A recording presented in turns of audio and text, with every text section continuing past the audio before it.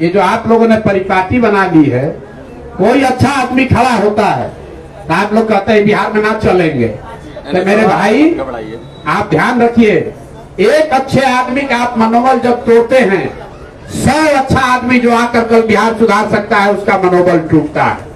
तो ये आपकी भी जिम्मेवारी है, पत्रकारिता कीजिए, सवाल पूछिए, लेकिन आप भी बिहार के हैं। अगर कोई आदमी अपना सब कुछ छोड़कर, प्रशांत किशोर की बात छोड़िए, अगर सब कुछ छोड़कर 70 साल की उम्र में आकर तरारी सुधारने का कोई प्रयास कर रहे हैं तो जज्बे को सलाम कीजिए। आपका भी बिहार है और आपके बच्चों को भी बिहार में ही रहना है। अभी तो आप टूट रहा है कि नहीं? नहीं टूट रहा है तो इतना तिलिस्म, इतना कैमरा दिख क्यों रहा है? तो बिल्कुल, तो भाई 23 तारीख तक इंतजार कर लो भाई, काहे घबरा रहे हो? हमने आपको कहा है कि 25 तक आपको बहुत व्याकुलता है, 25 में क्या होगा, 25 में क्या होगा, तो चलो 24 में सेटल कर लेते हैं। 23 नवंबर को पता चल जाएगा कि किसका वोट कटा, किसका बटा, कौन आगे गया, कौन पीछे हुआ। 23 को हम फिर यही रहेंगे। आप हमको घेर लीजिएगा कि प्रशांत किशोर आपको नहीं बुझाया, देखिए आप हार गए। और सैंपल आप फिर कह रहे हैं, फिर कहेंगे तो कहेंगे नमूना कह रहे हैं। आप देखिए सैंपल, लोग कहेगा कि लेफ्टिनेंट जनरल को सैंपल कह दिया। ये जन स्वराज का एक व्यक्ति दिखा रहा है कि आने वाले समय में जन स्वराज से कैसे लोग चुनाव लड़ेंगे, ये उसकी बानगी है। अरे मुख्य चुनौती बस आपकी हमारी मानसिकता है कि बिहार नहीं सुधर सकता है, इसको चुनौती मानते हैं। जिस दिन वो मानसिकता से निकल गए, आप सब चाहते हैं कि ऐसा आदमी जीत कर आए, लेकिन आपकी मुख्य चुनौती है कि आपको लग रहा है कि ना जीतना तो चाहिए, आदमी तो बढ़िया है, जीतेगा तब ना। उस मानसिकता से लड़ाई है। जिस दिन आप उस मानसिकता से निकल गए, बिहार से ज्यादा काबिल लोगों की कोई जमीन नहीं है इस देश में, और आपको जन स्वराज में ये करके दिखाएंगे। अब बहुत हो गया, अब कुछ सवाल रखिए आप लोग अगले।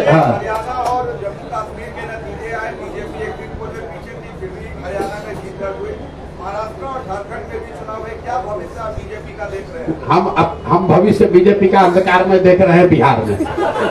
बिहार में बीजेपी का भविष्य अंधकार में है। देखिए तरारी से, देखिए क्यों अंधकार में।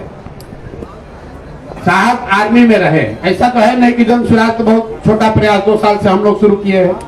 भाजपा जैसे दलों के पास, राजद के पास, सुशासन की बात करने वाले जदयू के पास ये मौका था कि करण के इस लाल को आगे बढ़ाते, वहां से चुनाव लड़ाते, लेकिन भाजपा किसको चुना है? किसको चुना है भाजपा भाई? किसका नाम बताइए जरा जोर से। नाम अनाउंसमेंट नहीं हुआ है? नहीं, आप लोग को मालूम है कौन लड़ेगा चुनाव? तो जैसा जैसा चुना है वैसा भरेगा। आप बता दीजिए। तो आप ऐसा है, अब हम भाजपा का हम थोड़े टिकट जारी करते हैं भाई। वहां से कौन लड़ता रहा है वो आपको मालूम है। उन लोगों को देख लीजिए और जन स्वराज जिसको लड़ा रहा है उसको देख लीजिए। जीत हाथ छोड़िए। जन स्वराज जिसको तरारी से लड़ा रहा है और भाजपा जिसको लड़ा रही है, लड़ाने की चर्चा कर रही है, दोनों का भविष्य, दोनों में जो अंतर है वही जन स्वराज के उजाले और भाजपा के अंधियारे में फर्क है। ये उपचुनाव फाइनल है, सेमीफाइनल है ये?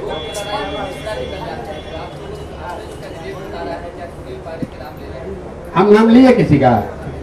आपको मालूम है क्यों कौन भाजपा से लड़ेगा? बोलिए जोर से बोलिए, कौन भाजपा से लड़ेगा? बोलिए जोर से जरा। हम लोग को नहीं मालूम है।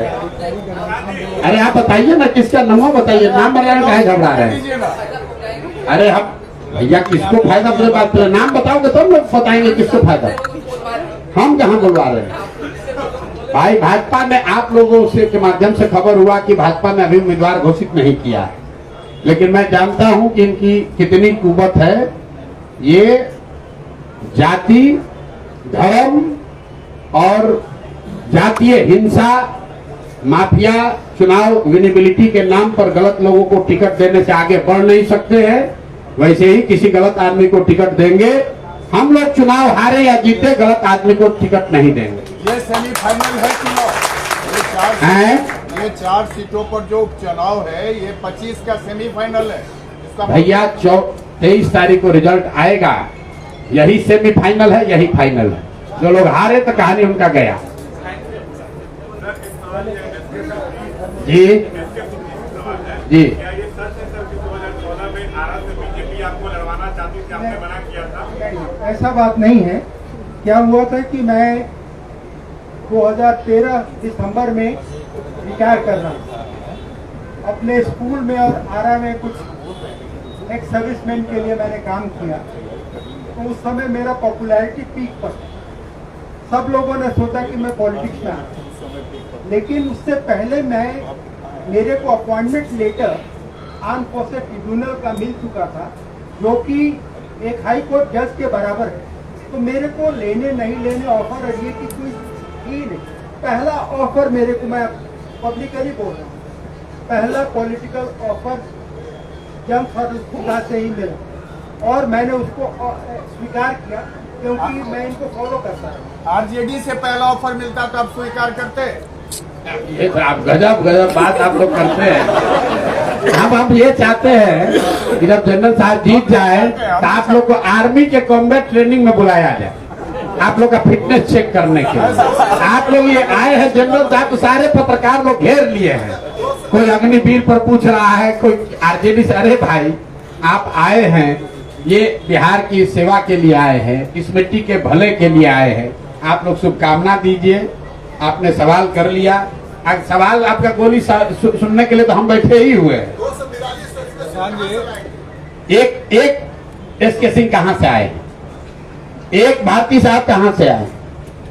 जहां से भारती साहब आए, जहां से एसके सिंह आए, वहीं जहां से प्रशांत किशोर आए, वहीं से 200 और लोग आएंगे। बिल्कुल, बहुत बहुत धन्यवाद।